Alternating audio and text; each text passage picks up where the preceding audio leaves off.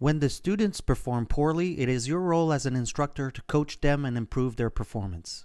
After a scenario exercise, you can use the model in two ways. One, to evaluate their performance and find where the error occurred, and two, to structure your feedback during the debrief. Let's start by evaluating the student's performance. Use the model to investigate what caused the error in decision. Was it a misinterpretation in one of the 4 steps of the process, or deficiency in one of the 3 critical resources? For process errors, go through the process and try answering these questions.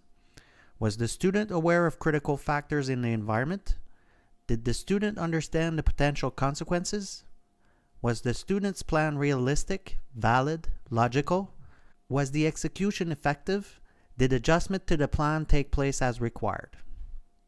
Then look at the critical resources. Did the student effectively manage time?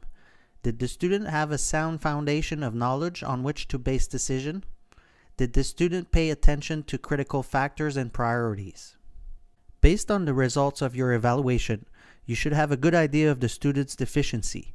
You will now be able to provide relevant feedback and additional training focused on the student's weaknesses.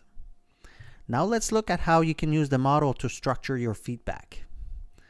For the process, use the same questions we've been using during the course, but use them in the past tense. It will sound like this. Okay, private bloggins, when the error occurred, what did you see? What did you think were the implications? What was your plan? Was your execution effective? The student's inability to answer a question correctly highlights where there was a deficiency. This will reveal exactly where you should focus your feedback and where to provide additional training. For the resources, you will have to relate your questions to the scenario and investigate where there is a deficiency. Look at the questions. You are basically trying to find out if the student was lacking in one of the resources by asking the following. Did you feel rushed during the scenario? What do you know about X? What do you know about Y? And finally, what did you pay attention to when X happened?